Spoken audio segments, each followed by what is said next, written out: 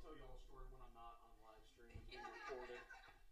A really funny story about Elijah Thompson. He dropped that one on me when we were in Kentucky, and it was hilarious. I laughed really hard. I said, that feels like an Ike Thompson special is what that feels like. And it certainly was an Ike Thompson special. So if y'all don't know Ike Thompson, he is a national treasure, is what he is. How old's Ike now, Mom? Is he 88? He's in his mid-80s at least. That's Damon's dad. That's his dad. Ike. Isaac. Hello, hello.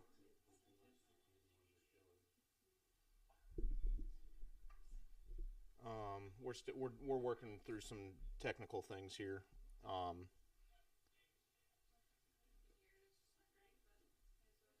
Okay. All right. Technical difficulties with the sound. We'll square it away when we edit the podcast, maybe. Um, so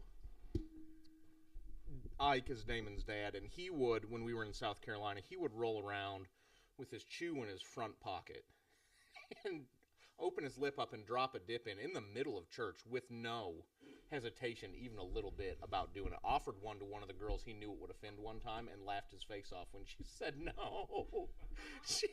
He held his can out for her and said, "You want one of these?"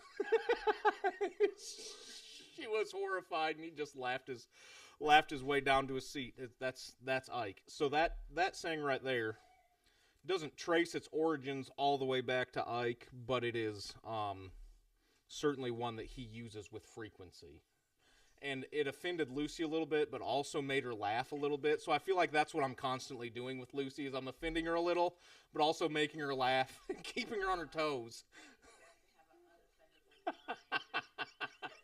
I keep you on your toes at the very least. Mm. Oh my goodness. She said something to me the other day at Samuel's soccer game on Thursday. I said something. She said, "Oh no, you do that?" And I was like, "Well, I know it's shocking." She said, "You're just my example of holiness and all these other things." I said, "I'm the perfect example of holiness. I'm unlike anybody else you know at all. There's nobody else in the world you know like me. I'm perfectly holy. It's perfect." Lance agrees, see? Jared agrees too, even if he's going to sit back there in the back and act like he's being quiet. Jared's actually brilliant. He's got a brilliant mind, and y'all just wouldn't even know it because he just sits there and doesn't talk the whole time. But when he talks, I'm always like, "Holy crap, Jared, that's been in here the whole time, and you just hadn't shared it? Why in the world hadn't you opened your mouth?" And it's because Gina opens her mouth enough for the both of them. That's what happens. Oh, oh. I love you. That's why I can joke like that. I love y'all. Y'all know I love you. It's funny. It's funny. Oh my goodness. I'm trying to define holiness. Yeah. Okay. Yeah, it's okay. Just yours. Just mine. The biblical definition of holiness is actually set apart, unlike anything else. That's really what it means when it. If you were to say to God, it says God can't be tempted by sin, neither tempteth he any man. It's not a compliment to God to say you're sin free. That's not a compliment. So when the angels are flying around the throne crying, "Holy, holy, holy," what they're actually saying is, "I've never seen anyone or anything like you in all of creation or all of the universe. There's nothing that compares to you. You're completely other than anything else." That's what holiness is. So if we're actually defining holiness, of course, sinfulness is not holiness. That's a common thing that would make you like everyone else. But if we're going to be set apart and actually be holy, be people of holiness, what we should then look like is something that no one has ever seen before. So you're a believer and you know how to laugh. So therefore, that is the full definition of you. Yeah, exactly right. I would say.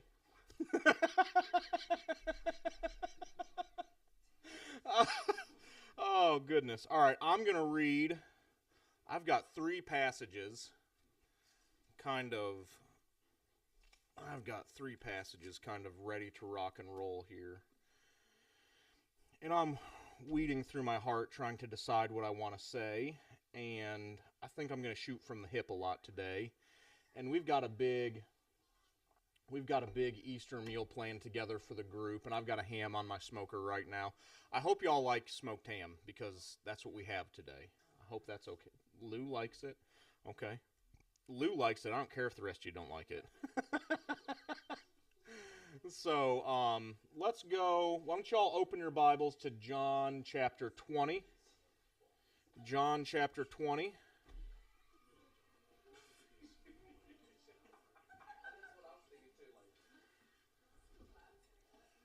And I'm going to, before I get to John 20, I'm going to read some notes that I have written. I have not written extensively, but I have written a little something. I've written some thoughts down, and we're gonna start with those, because I'm still weighing in my heart if I want to start with John 20. And that's a preacher's trick, is if you're weighing in your heart something you want to do something else before you get to the thing that you're trying to decide to do or not. So that's what we're doing right here.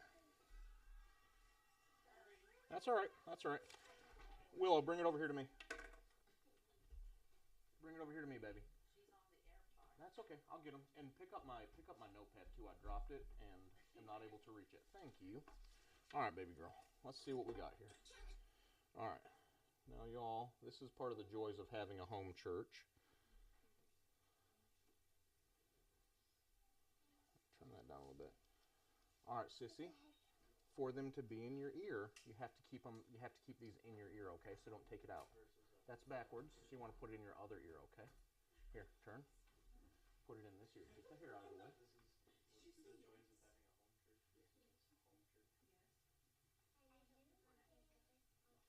Okay, just hold on to it. Keep it in there. And see? Got it? There we go. The joys of having your children involved in all, and I wouldn't change it. I wouldn't change it. We took communion last night as a family, and Willow didn't like the bread, so she didn't participate. But she sat there and learned about Jesus, and she was really curious about it. So I said, if you're not going to eat the bread, you can't do, it's the whole thing. You have to do both of them. And she's like, no. So we took communion. Anyway, let's get pointed here.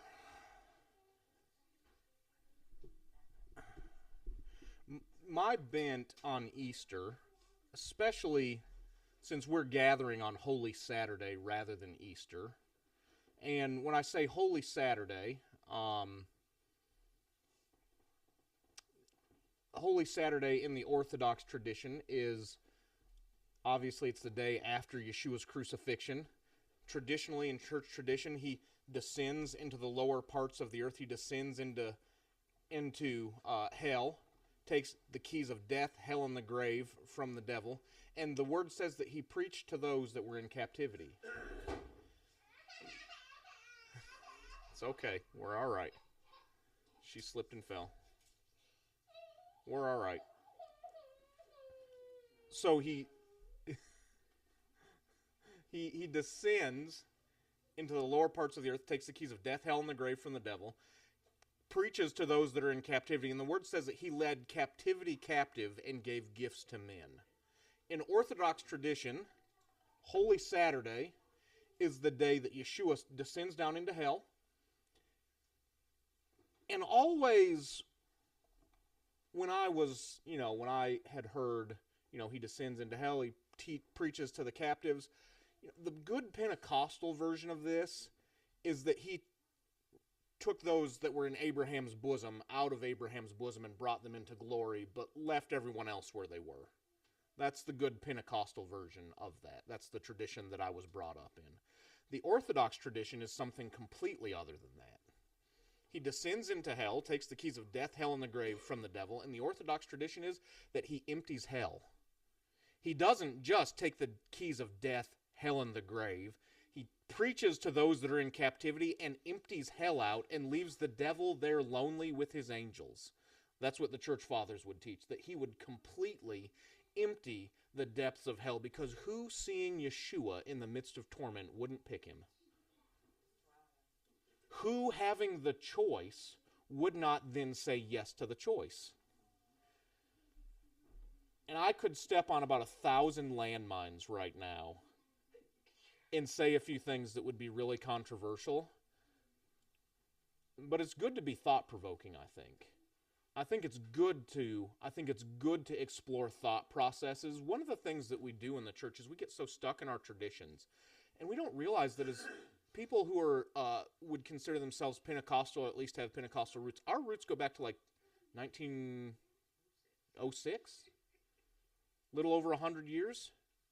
We've completely lost the history of the church, and we've tried to reinvent the wheel as it pertains to the doctrines of the early church fathers, and we lost some of the richness of the traditions of the church fathers. And there's so much wisdom inside of the history of the church fathers that because it's Orthodox or because it's Catholic or because it's something other than the tradition that we grew up in, we either completely steer away from it because the Catholic Church is the whore in the Book of Babylon if you're Pentecostal. That's what a lot of people... It's nonsense. The nonsense that people say. I saw where the... now, I won't say it right, but the preacher of the church in Rome, so it would have been they had the Good Friday celebration in Rome at the Vatican, and the preacher of the Church of the Vatican, something like that, taught a message, and his message was on the intelligence of the cross. And just interesting the way that he came at this. The intelligence of the cross, and in an age where AI is taking over everything and it uses calculations and it uses math, the intelligence of the cross is kindness and self-giving love. And how that would then affect the trajectory of human history as opposed to allowing calculations and math. It's an interesting thought process when it comes to the crucifixion and Yeshua's sacrifice for us. Very interesting. I respect that, guys. That's an interesting perspective. I don't go all the way with anybody, let alone the Catholic Church, but my God, there's so much that we miss by throwing them completely out. Brother Lawrence, practicing the presence of God. Brother Lawrence was a Catholic. Madame Guyon, another one from near revolutionary France, was a Catholic. It's said in church history, actually French history records that she delayed the French Revolution by 100 years through her teaching. Madame Guyon was a mystic and a teacher of the gospel, a Catholic teacher of the gospel, and would travel villages teaching the goodness of God. And in her teaching of the goodness of God, delayed the reign of terror that accompanied the French Revolution. The French Revolution had something called the Reign of Terror, and the Reign of Terror was essentially a round robin of people getting their heads cut off if they got on the wrong side of the political powers that be.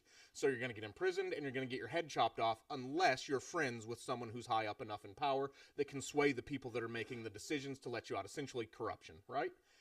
She delayed that by 100 years. She's a Catholic. All I'm saying is we have lost some of the plot with our insistence on reinventing the wheel. There are things that absolutely need to be corrected, adjusted, rethought, thought through, absolutely 100%. Our apostle is the king of rethinking and saying things sometimes just to be different. It happens. But the heart of that is there needs to be an adjustment brought, and he's incredible at bringing the adjustment. And I agree 100% with that. But also, there's so much value and so much richness that the other parts of the body of Christ bring us that we don't need to just throw those things out. So, on Holy Saturday, did Jesus empty hell? I'm not sure there's a way that we can know for sure, but it sure sounds better than he just went to Abraham's bosom and got just a few. Just got his. I think a Calvinist would like the he just got a few. I think the Calvinist church would love the he just got a few of them thing. I prefer to ascribe to the thought that his goodness did not stop short of allowing those that had never heard the gospel a chance to pick him. There's a Canaanite that had never heard of the gospel somewhere in there, had never had an opportunity to pick light because of the circumstances of their lifetime, and he descends into hell. And why would that Canaanite not say, I've never seen anything like that before, I believe I'll go with him? That's all I'm saying, guys. It's a thought-provoking exercise. I think it's worth spending some time with. So my proclivity on a day like today would be to teach on either the resurrection. I'm going to be as cliche as possible. The resurrection. I'm going to teach on the meaning of the cross and the resurrection and our mystical co-resurrection, our co-burial, and our co-ascension with him. We could teach on those things, and I'm not going to teach on any of that today. And that would be my proclivity. I'm going to teach on the power of God and resurrection power. That would be just right in my wheelhouse, right where I'm comfortable. And Holy Spirit has me in a place right now of not letting me do the things I'm really comfortable with, the things that I prefer to do.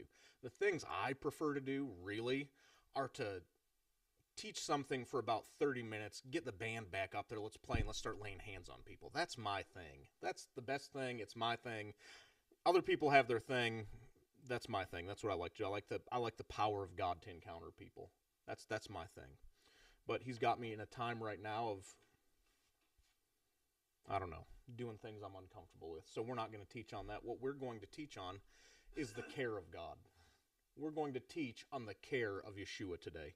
And I'm going to come at that from John chapter 20, but I want to read this first. The whole logic of the incarnation is that the Father, Son, and Spirit wanted to share their life with us. And we take that from Baxter Kruger's seminal work, The Great Dance, The Christian Vision Revisited. If you don't have this, buy it, read it 3 times. The whole logic of the incarnation is that Father, Son, and Spirit wanted to share their life with us. Where there had once been unbroken communion, sin, and subsequently the delusion that Yahweh now desired distance between himself and his creation, now created an intolerable dilemma in the heart of Yahweh. Where there had once been unbroken communion, sin, and subsequently the delusion that Yahweh now desired distance between himself and his creation, now created an intolerable dilemma in the heart of Yahweh. The issue with sin is this, is it makes you susceptible to greater delusion. It makes you susceptible to greater delusion. Sin, hamartia, would be the,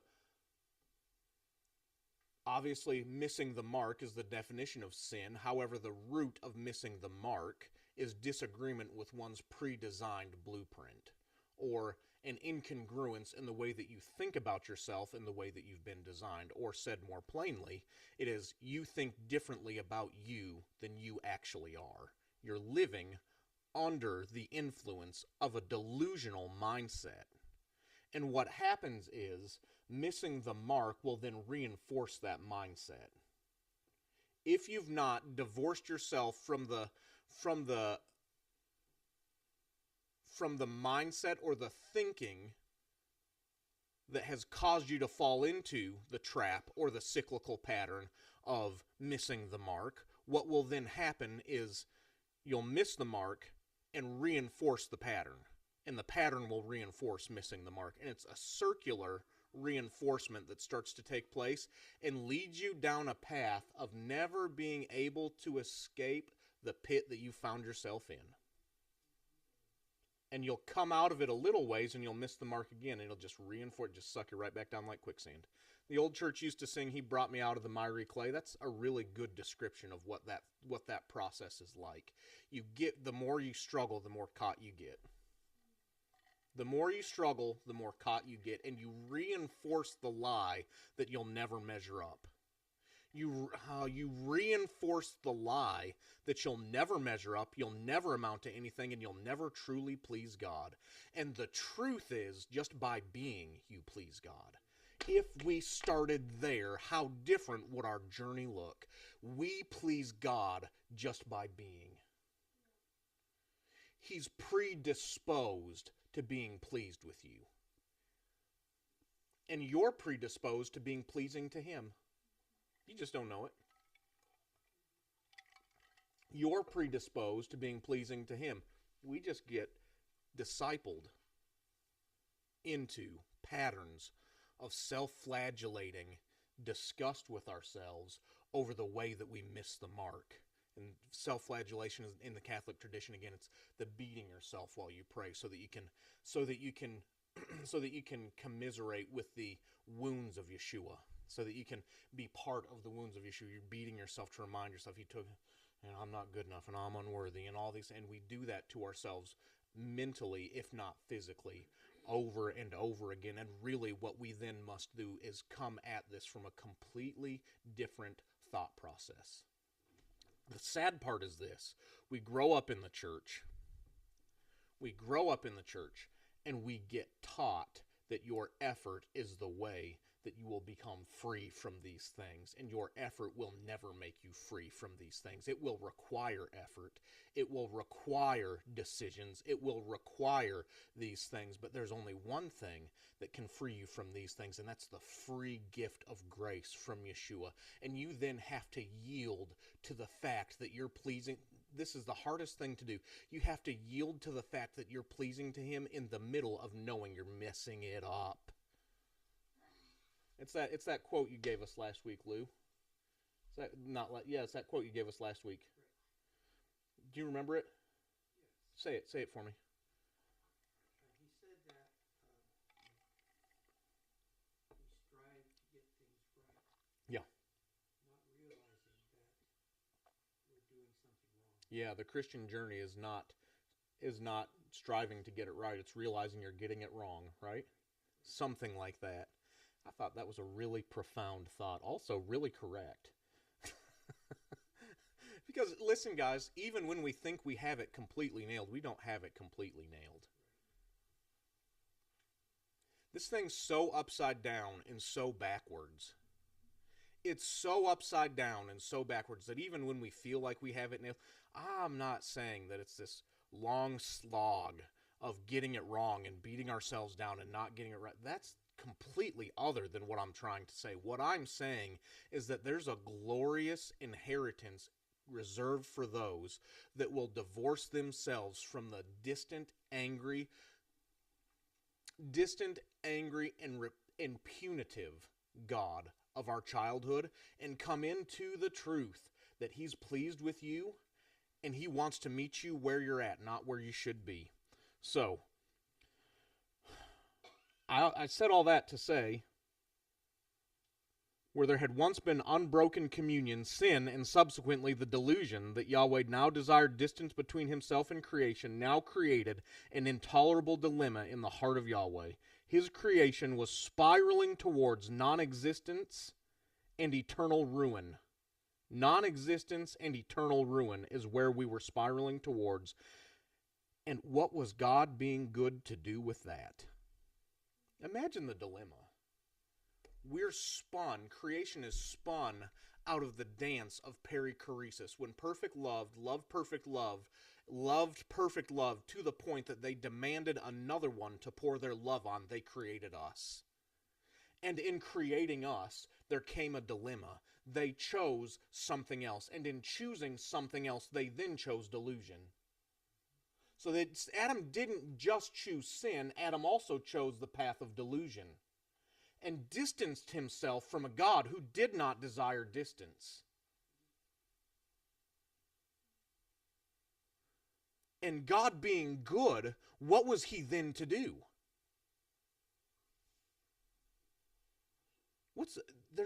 It's this non-choice. The beautiful thing is it's a non-choice because he's the lamb slain before the foundation of the earth. He knew beforehand. He knew beforehand and did it anyway. It's this mind-blowing thing to me that my mind still doesn't really comprehend is he knew how bad we were going to mess it up. He saw World War II before he created the earth. Saw World War I before he created saw the Napoleonic Wars, saw the 30 Years' War, saw the Crusades, saw all the different tragedy, all the different human ruin and wreckage that would come about because of Adam's decision to choose sin and subsequently delusion, and said, yeah, I think I want to do that. That's something that my mind can't comprehend. I think I'd have saved myself the headache. I'm having a good time up here. I'm having a good time up here. The three of us have a good thing going. We got all these angels, and the devil, he's gone, so we ain't got to worry about him. Let's just chill. And He said, "No, I think I'd rather sacrifice myself. I think I'd rather sacrifice myself." See, this is when I say this thing's upside down and backwards, guys. He chooses self-sacrificial, self-giving sacrificial love every time. Every time he chooses that. Without fail, Yahweh chooses that. Even in bringing judgment, he's choosing self-giving sacrificial love, guys. Even in bringing judgment against something, he's choosing self-giving sacrificial love in that moment.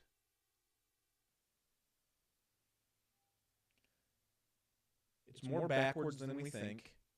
It's even more upside down than we think. That's how the kingdom is. And Heidi Baker has this thing where she says, stop for the one all the time. Listen, I love when she stops for the one. Because when she stops for the one, blind eyes are about fixing to get fixed. Somebody who's cross-eyed, their eyes are about to straighten out. Somebody who can't speak, they're about to speak. Somebody who can't walk, you're about to get your walking feet back. That's what happens when she stops for the one. That's what happens when she does. She's become such an extension of the love of God that when the love of God compels her to stop for someone in her path, this is what happens. There's a subculture around that here in America that likes to tape it and put it on Facebook. And I don't like that. I don't prefer that. I don't see, why am I saying this? Just be nice. Logan, why can't I be nice? I want to be nice. There's a subculture around that wants to put everything on Facebook and wants to document everything. And I understand the heart of documenting things. I think it's important. But I think we lose the plot when we're walking around with a cell phone looking for somebody to stop for. I think it ought to be the love of God compelling us to stop for someone in our path. And in stopping for someone in our path, if they then want to go and put on Facebook that they say, great, go ahead and do that. But I'm going to slip out the back door like Jesus would constantly do when performing miracles. And you may or may not ever hear me again. I'm fine with it. I'm just going to, we did the thing, and now we did the thing where the eyes opened, and now we're going to slip out the back door because I don't want to draw too much attention to myself.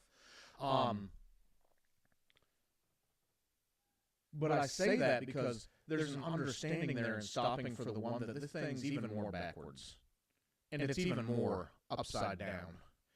And it's, listen, revelation is important. It is. Revelation, revelatory teaching is so much a part of my foundation, and I love it. I have nothing bad. We'll never say anything against it, but it must become manifestation. It must. Otherwise, it's just mental gymnastics. Revelation is nothing more than mental gymnastics if we're not going through the metamorphosis or the transfiguration of the heart that causes us then to be able to manifest the thing that is being revealed to us. It's just getting entertained. It's just a different form of entertainment. You might as well go see a comedian. At least you'll laugh. Oh, I'm serious. I'm serious about that. You may as well just go see a comedian because at least you'll laugh. And you might go through more of a transfiguration laughing than you would sitting through another church service and being mentally entertained or mentally stimulated for another hour about the resurrection of Jesus.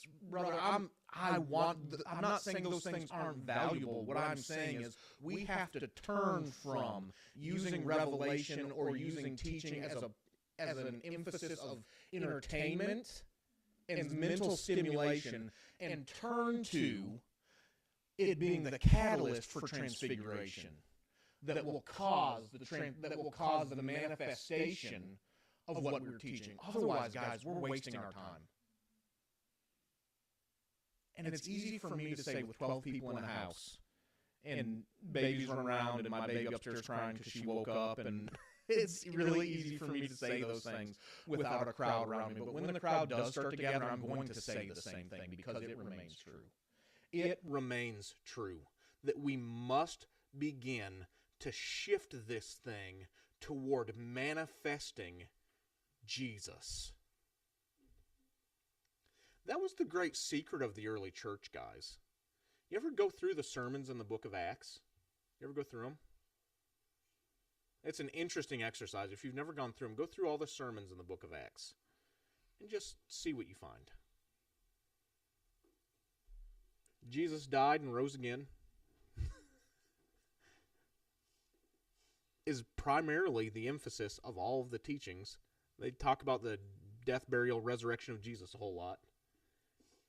And then they go into miracles and manifesting the resurrected Jesus. There's a key in that. They go into manifesting the resurrected Jesus, or bringing the manifestation of the resurrection. Do you want Lucy to go get her? Okay, she's okay. She's okay for now. If she starts to holler, I'll send you. If she starts to holler, I'll send you Lucy. If she starts to holler, I'll send you. Okay. No, you're fine. Why don't you just sit there for a little bit? You're fine.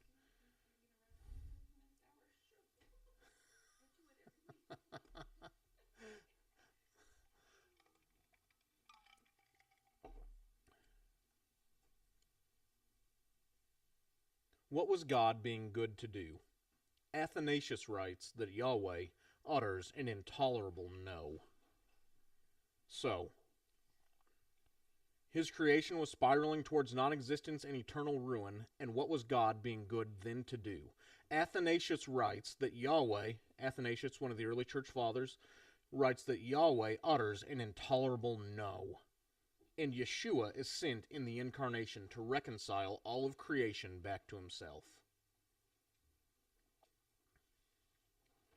Yeshua accomplished this thoroughly. Yeshua accomplished the reconciliation of all of creation thoroughly. Let me say that.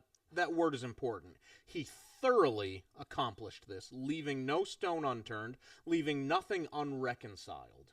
Yeshua reconciled all things back to himself.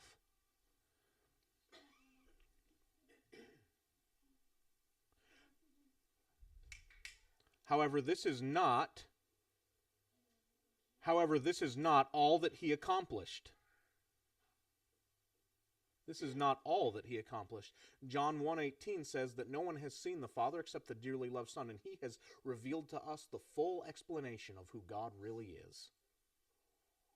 So not only is he reconciling creation back to himself, he's revealing the Father in everything he does. Which is, to me, the completion of reconciliation. Why do I say that it's the completion of reconciliation? Because if he had not corrected the lens through which we saw the Father, what good would it do for us to be reconciled to one that we're still terrified of? What good would it have done for us to be reconciled to one that we believe desired distance from us, Lou? What good does that do?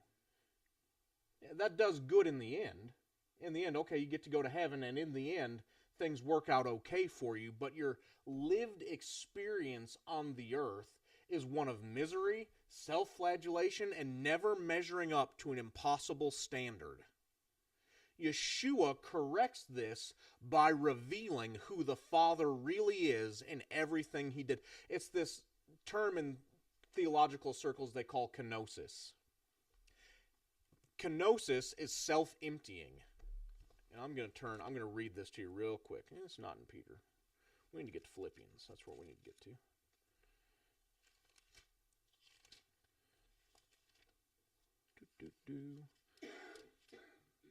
Philippians is right before Colossians. The only reason I know that is because they taught us an acronym in Bible school. And that acronym, because they're trying to teach us how to find the books of the Bible. And they're like, guys, Galatians, Ephesians, Philippians, Colossians. It's kind of confusing. Gentiles eat pork chops. The pork comes right before the chop. It's really easy. I still remember it. It's the corniest thing in the whole world, but it worked. I never forgot it.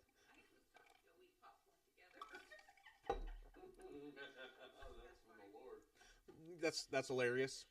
Also, bacon is my thing. So.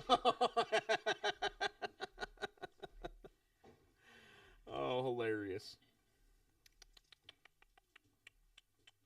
And let me find it just for a second here. No. Okay, here we go. Philippians 2:6. He existed in the form of God, yet he gave no thought to seizing equality with God as his supreme prize. Instead, he emptied himself of his outward glory. Kenosis, kenotic emptying. He emptied himself of his outward glory by reducing himself to the form of a lowly servant. He became human. He humbled himself and became vulnerable by choosing to be revealed as a human. Sister, get that back in your ear. That'll help it. Okay. You're tired. We're all over the place today, guys. You'll just have to forgive us. He humbled himself and became vulnerable, choosing to be revealed as a man, and was obedient. He was a perfect example, even in his death, a criminal's death by crucifixion. Because of that obedience, God exalted him and multiplied his greatness. He has now been given the greatest of names. The authority of the name of Jesus causes every knee to bow in reverence. Everything and everyone will one day submit to this name, in the heavenly realm and in the earthly realm and in the demonic realm. And every tongue will proclaim in every language, Jesus Christ is Lord Yahweh, bringing glory and honor to God his Father. Instead, in verse 7 is kind of the key to this. Instead, he emptied himself of his outward glory. By reducing himself to the form of a lowly servant, he became a human. Kenosis. Self-giving, emptying, to the point that he became human. Essentially, this is the gospel. God condescended to be like us, that we might become like him. God condescended to become like us, that we might become like him. That being said, Jesus did everything he did like as a man. Guys, he didn't do this as God. He did this as a human. He carried perfect union for 33 years with the Father and the Spirit as a man. Guys, that's so important. That little piece right there is so important. And I know I'm rambling and I'm taking longer than I told Lucy that I would before we started, but she knew I was a liar when I said it. It is Holy Saturday. It's Holy Saturday. I'm gonna get absolved from lying. And when y'all taste that ham, you're gonna absolve me a second time. I'll get double absolved.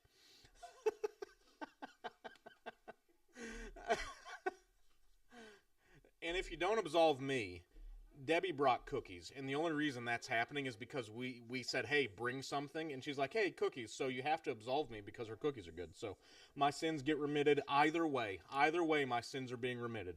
Yeshua is sent in the incarnation to reconcile all of creation back to himself. And Yeshua accomplished this thoroughly. However, this is not all that he accomplished for us. He provided for us the full, complete, and perfect explanation of who the Father really is. Full, complete, and perfect explanation of who the Father really is. Damon says it like this: Jesus is precisely what the Father has to say about himself. Precisely what the Father has to say about himself.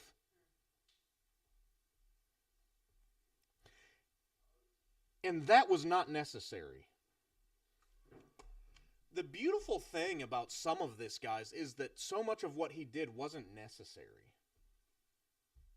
If we're talking about an efficiency, so this is where my mind goes immediately. If we're talking about an efficiency-minded reconciliation of all things back to God, he did not have to provide for us this beautiful picture of who the Father is. He just had to not sin and die. That's all he had to do. He had to not sin and then go ahead and get himself killed. Not sin, go ahead, get yourself killed, and all things would have been reconciled back to God. That's not what he did. He took time to show us the heart of what the Father really is like. That's not deep. That's not like earth-shatteringly revelatory. But it is. Jesus did that as a man. He gave us the perfect explanation of what the Father is really like as a man. He didn't... There's some mystery. There's some mystery in the hypostatic union that I don't understand. The union of God and man, the God-man, Jesus Christ, right? There's some mystery there that I don't fully comprehend and probably never will. There may be an intelligence There may be an intelligence factor there. There may be some other things there. I probably will never fully comprehend the exact mystery of the hypostatic union, but I do know this. I do know this. He gave me the exact picture of what the Father is really like as a human being. And he remained in perfect union with the Father, Son, and Spirit as a human being. He reconciled all things back to the Father through the power of the Spirit as a man. He didn't take the easy way out of this, is what I'm saying. He didn't use his godly powers. He emptied himself and became a man, married himself to the human form to the point that he still has a body. He's still a man in heaven.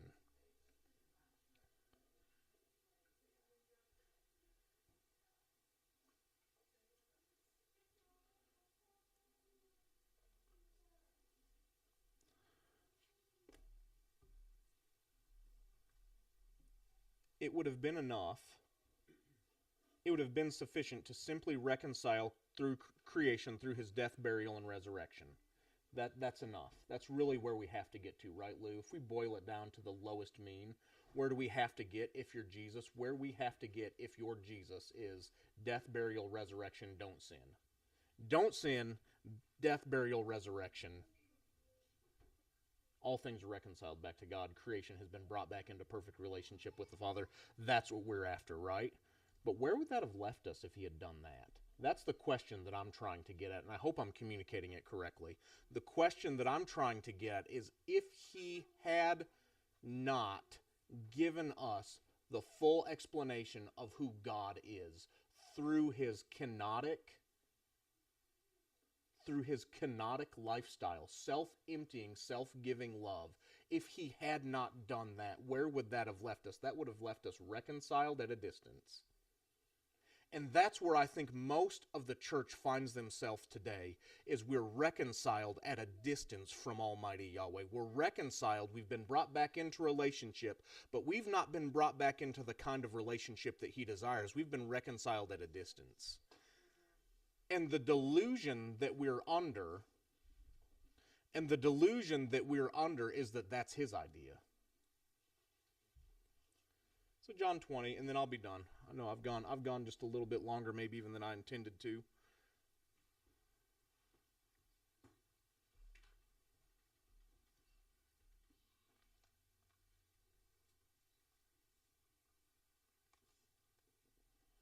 All right, John 20 and verse 11. Mary was standing outside the tomb crying. And as she wept, she stooped and looked in. Where did she look? She looked into the empty tomb. John and Peter have already raced themselves to the tomb, and John made sure to write in that he was faster than Peter. He's faster than the old man. I love. It's eternal trash talk is what it is. He's talking trash from eternity at this point. Although some people still believe John never died, so we'll see. I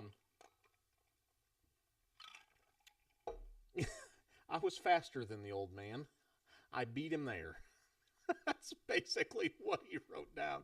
Peter was old and tired, and I was young and fast, and I beat him in a foot race just like I knew he would, because he was always old and tired. And I was significantly younger and better looking than him, and Jesus loved me. That's essentially the Gospel of John. Essentially, the Gospel of John is Jesus loved me, Peter was old and tired, and I'm faster than him. That's essentially the book of the Gospel of John. Mary was standing outside the tomb crying, and she wept.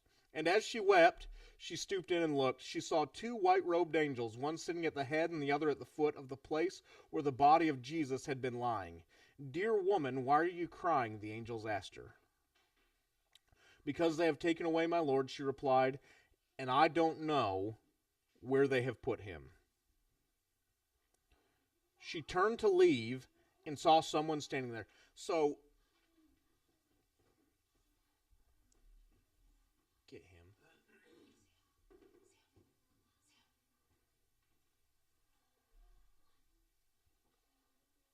Quiet down for me, please. Thank you.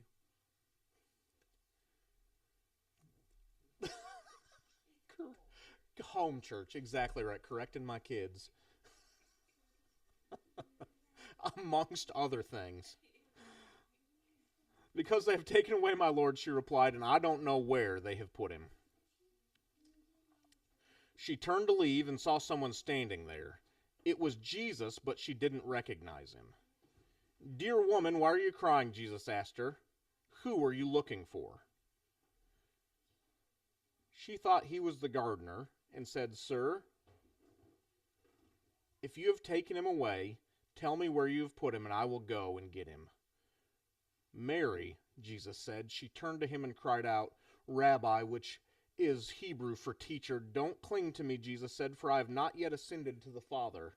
But go and find my brothers and tell them I am ascending to my Father and to your Father, to my God and to your God. Mary Magdalene found the disciples and told them, I have seen the Lord. Then she gave them his message. And we've been on, unintentionally, kind of a theme for about 2 months now. And the theme has been the care of Jesus. Yeah, I would say that. I think if I was going to define the theme that we have been on, would be the present care of Jesus over the last 2 months, because we're talking about the woman with the issue of blood, or Saint Veronica. We're talking about the woman at the well, or Saint Fotini. We're talking about the woman outside of Nain who had her son raised, and today we're going to speak just briefly about Mary Magdalene outside the tomb, and how Jesus perfectly represented the heart of the Father in those moments. There are two things about the gospel as it's taught in the American church that bother me. One is that we elevate theory above what took place on the cross. So when we're talking about the crucifixion and the atonement, one of the things that we do is we elevate theory above what actually took place. So we elevate the theory.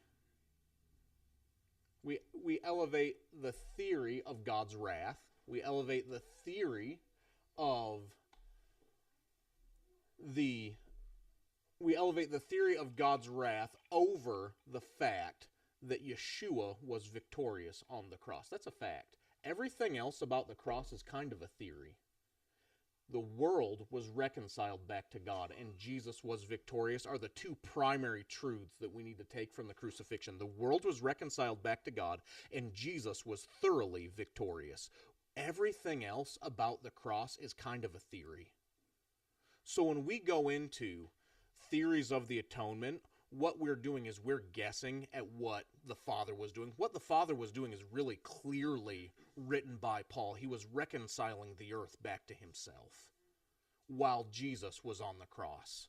And we elevate this theory of God turned away because he couldn't look at sin. I want to know where you get that. I want to know where you get that in Scripture. You can't find that in the gospel message. Two, we take things that wouldn't have been the exception to the rule, but are the rule for Jesus, and we make them the exception of the rule.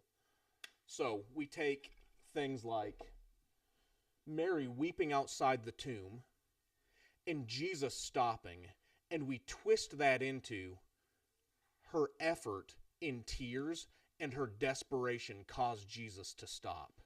And you've got to try hard enough, and you've got to work yourself into enough desperation to cause Jesus to stop. And what that does is that creates an unhealthy gospel. And I hope I'm being precise enough with my language that it's understandable. What I'm saying is I don't believe that it was Mary's desperation that caused Jesus to stop.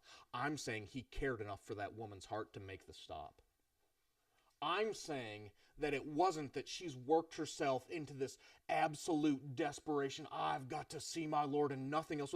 That may have been true, but I don't believe that was required to make Jesus stop. And what we do with these kind of stories, and I've heard it taught this way, she was desperate enough, and if you're desperate enough, you'll get God to stop.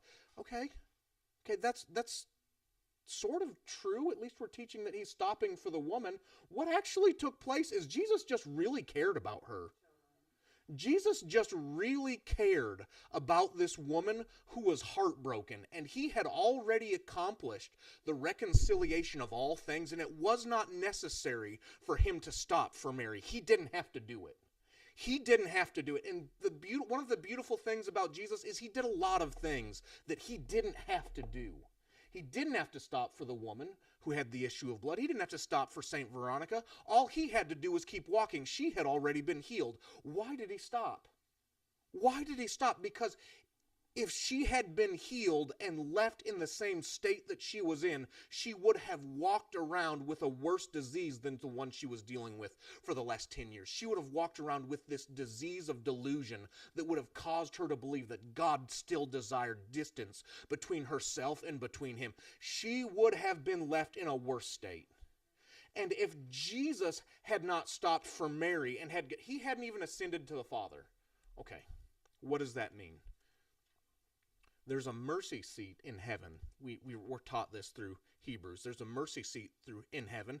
The tabernacle in the wilderness is a pattern of the heavenly tabernacle that's in the heavenly realm. And there's a mercy seat inside of the heavenly tabernacle where Jesus was going to apply his blood for the atonement of the earth. That's what he was going to. This is a very important thing that he was about to do. The seminal moment of human history was about to take place. There's the incarnation, and then there's the applying of the blood to the mercy seat in heaven. This is the seminal moment in the history of mankind. We're being brought back into right relationship with Almighty Yahweh and all the benefits that come along with that. And one sad woman caused him to stop.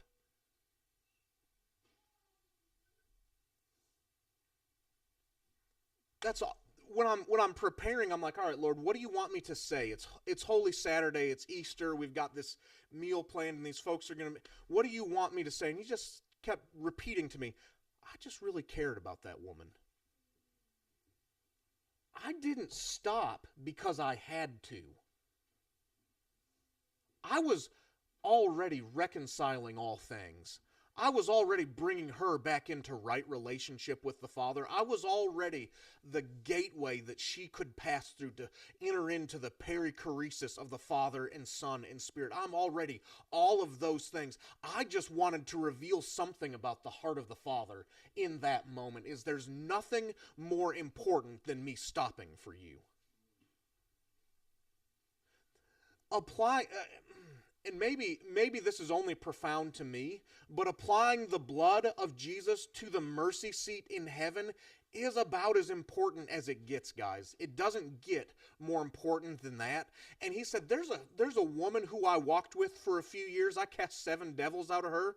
She walked with us for a little while, and I think I'm going to go ahead and stop and tell her everything's going to be okay. She can't even touch him yet. This is how.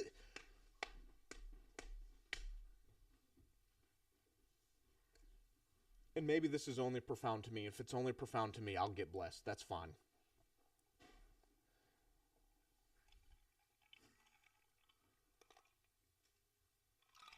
You know your baby's cute when she walks in a room and you immediately get distracted.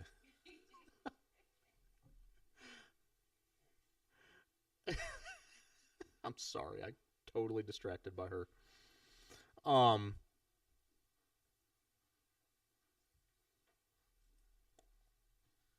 And I think the heart of what I'm trying to say. I love it. I love it. That's right. Just one more. Go ahead. We're about to eat. Let's go eat some ham. Let's just call it quits. We'll go eat.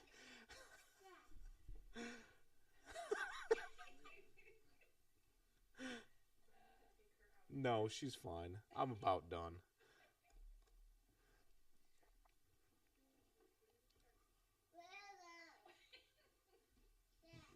That's the gospel better than I'm teaching it today. That's perfect.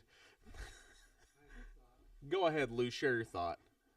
I think that the part where we're getting it wrong is that we're holding on to our understanding of the gospel the way we were taught. Yeah, I agree with you. And so the idea is here, we should hold on to our understandings too tightly. Oh my God, that's profound. Revelation, our understanding and interpretation will change. So, so, for example, God does things that are illogical Yeah. to us, but it's perfectly logical to Him. Yes. As we pursue God, we will understand His logic better.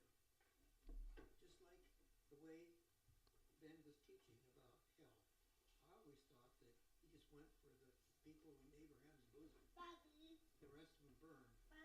But that's not the full understanding of why he went down. Yeah, that's right. So we just receive now a fuller understanding of what he did by going into hell.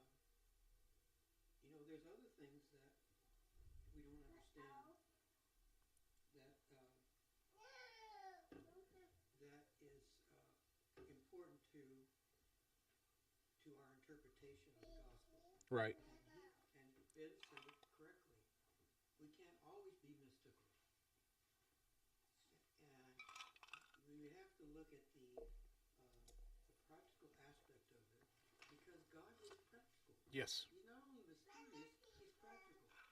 Now, if you read Athanasius, I probably don't say that right. That's okay. Athanasius' explanation of why the Father chose the cross the way to save the world. Why? So we can mystically say, as it was shown in the shack, Yep. God showed he says, I was there with my son, the Father. Mm. Showed his, Yeah, yeah. you may know that Mm-hmm. part of the movie. Mm-hmm. So God was with Jesus. Man. Okay, that's very mystical. Athanasius gave an apologetic of why he chose the cross, and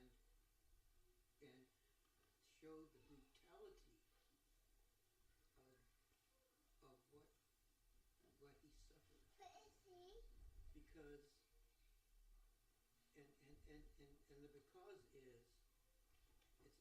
it's his divine intelligence, his divine genius is explained in different ways. For example, what if he went into the upper room and transformed himself into a immortal God? Mm-hmm. He was immortal, but he was human too. And then he came out and saying, I'm Jesus. I am the Son of God.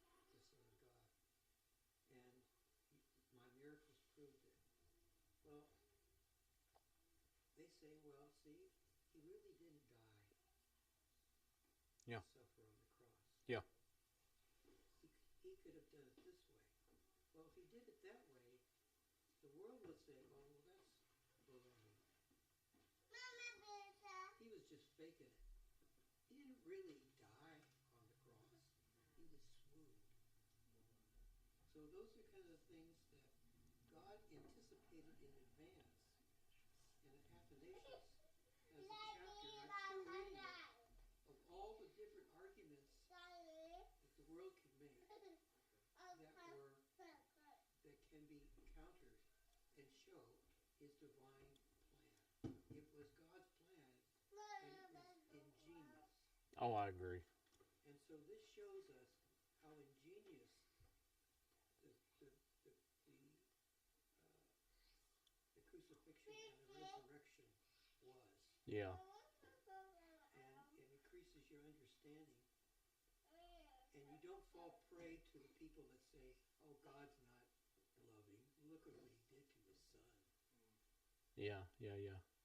But the Father and the Son devised this plan.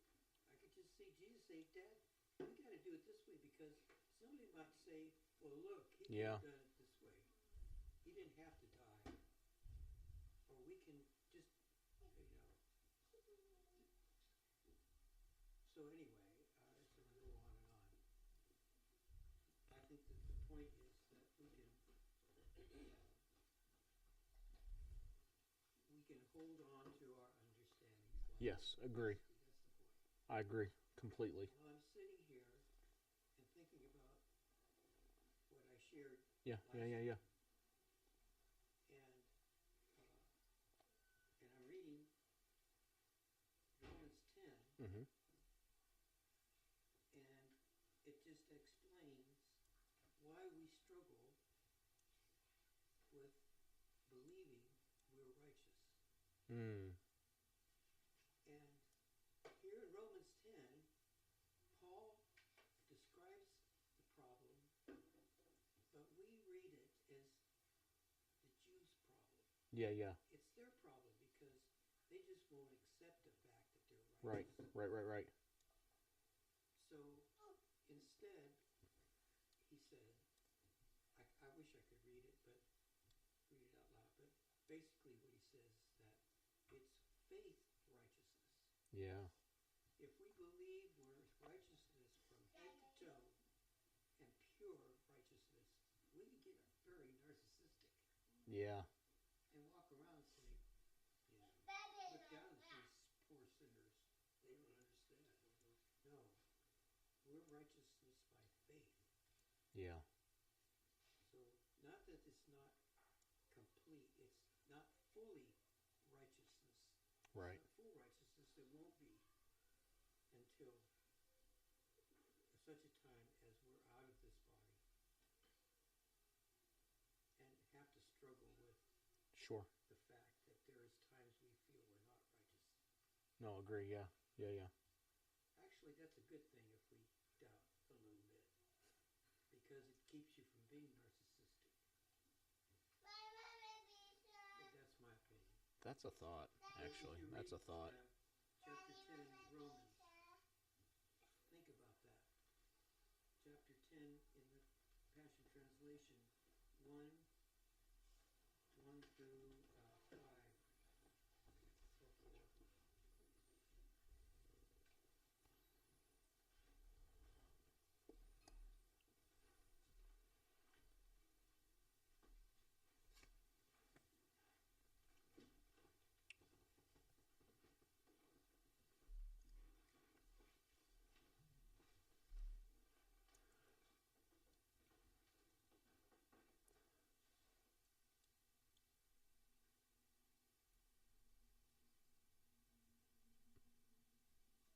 Mary, don't touch me. I still have to ascend to the Father. But I wanted you to know that everything I said was true and that I really would raise again on the third day. I wanted to comfort your heart on my way to making the final atonement on the mercy seat of heaven. Why, when we teach the gospel, do we make moments like that the exception rather than the rule? We make these big moments and we take these stories. Blind Bartimaeus, that's the most idiotic name ever to leave him with. Blind Bartimaeus. Homie was able to see a lot longer than he was blind.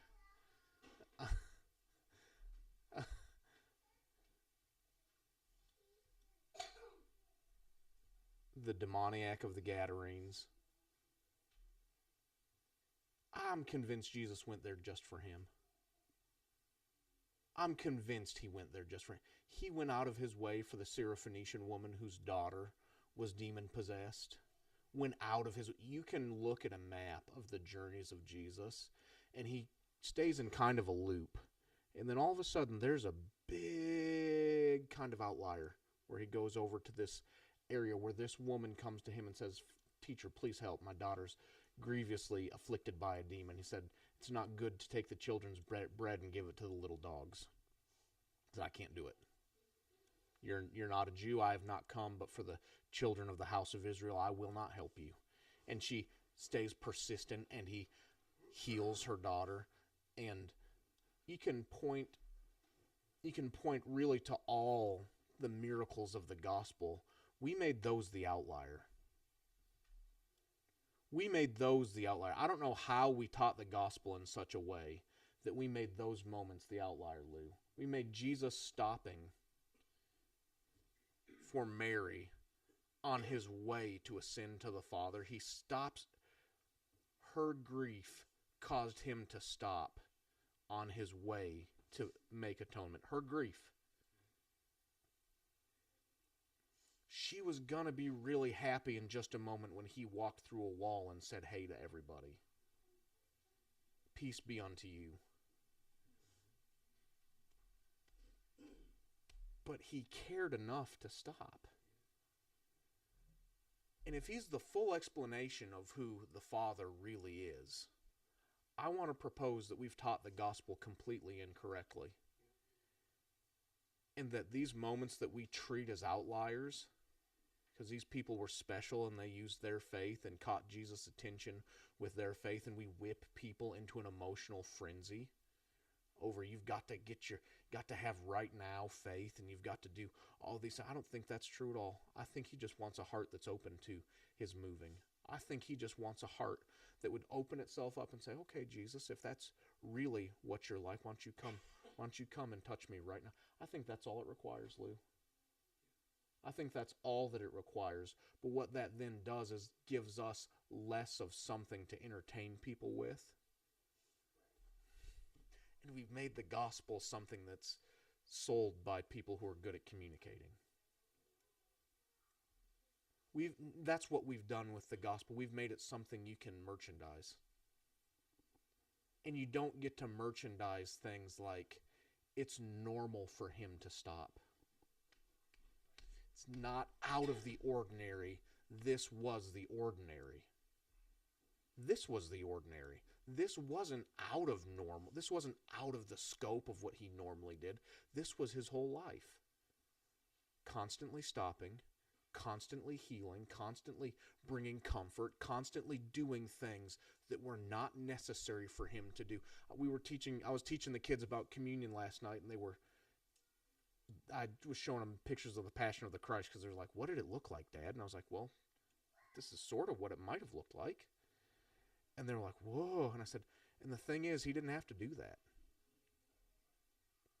He didn't have to be bound to a whipping post. Totally unnecessary for the atonement to be done. He did that specifically so our bodies would never be sick again. He did that specifically so our bodies would never be sick again. And we've made the working of miracles secondary to the gospel, and I'm telling you, they are primary to the gospel. Part of the gospel narrative ought to be he did something excruciatingly painful, to the point that the scripture says that they beat him till he didn't look like a man. Not necessary. He lived a life of doing what was unnecessary. You don't have to do that, Jesus. Yeah, but I want to. Yeah, but I want to, because what it's going to do is going to make it so they don't have to be afflicted by that disease. And what I really would like to do right now, instead of just getting the job done, I'm not going to just get the job done. I'm going to stop for that little woman right there who is insignificant to what Jesus is about to do. She's not a significant part of what he's about to do, but she's significant in that they had relationship.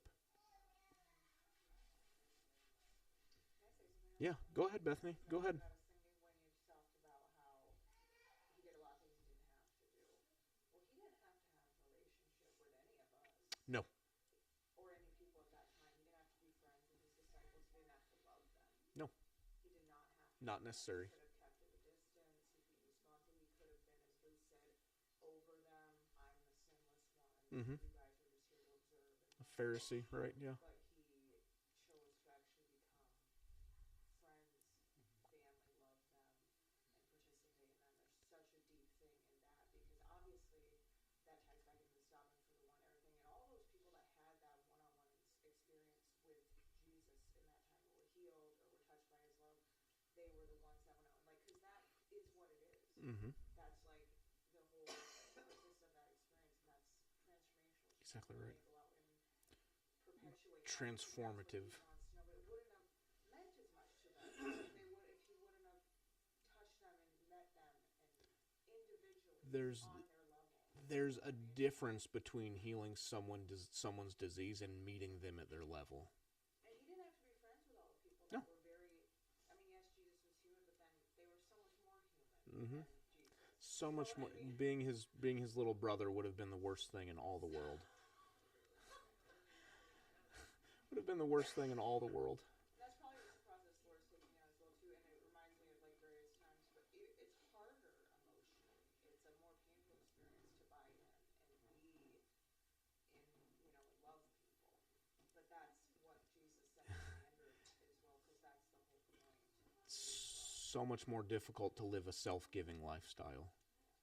So much more. And one more thought, then we'll take communion. We'll be done. We'll have some ham.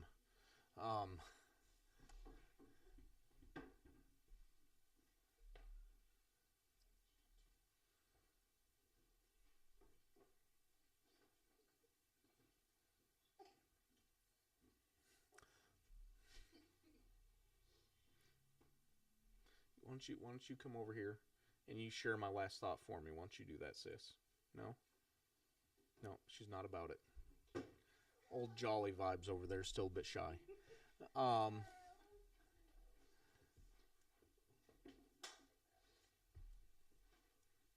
He could have left us reconciled, but at a distance.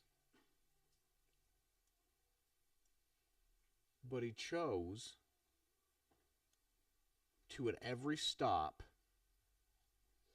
manifest the heart of God, desiring relationship with us.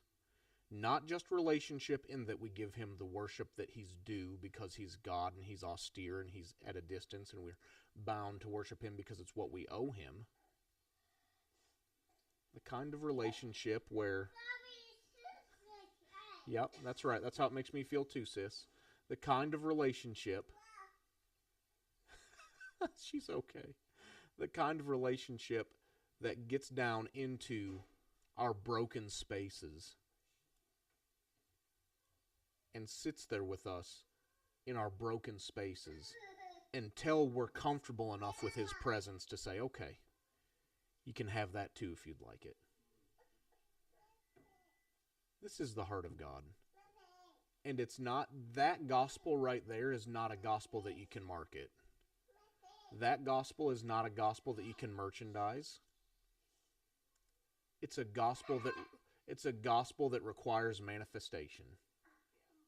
And her joy is just a manifestation right now. That's all that is. And she's telling me it's time to be quiet, so I'm going to be quiet. You'll never merchandise the gospel effectively.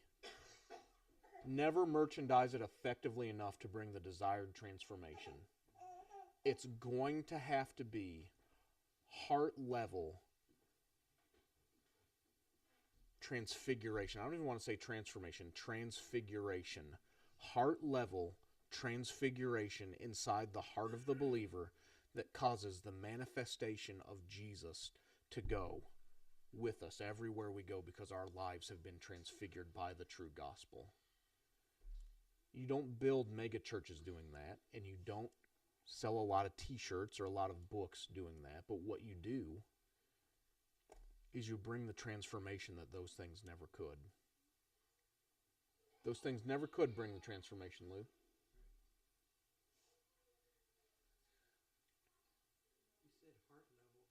You can also say romanticize. Yeah. And that's what Simmons was not afraid to do Mm-hmm. when he wrote The Passion.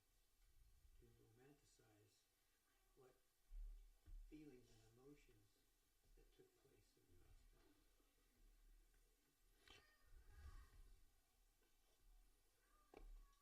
All right. Do you know what I mean? What'd you say? You can't exaggerate. Oh, no. But that's No, you that's can't. what romanticizing is a good thing. That's why it's a good thing. But in that context, it's I would so much rather make it a bigger deal than try to shrink it. right. I'd so much rather make it a bigger deal than try to shrink it. So Like the old prophet said, that's all I've got to say about that. So what we're going to do is we're going to take communion, and we'll do this, and then we'll shift what we're doing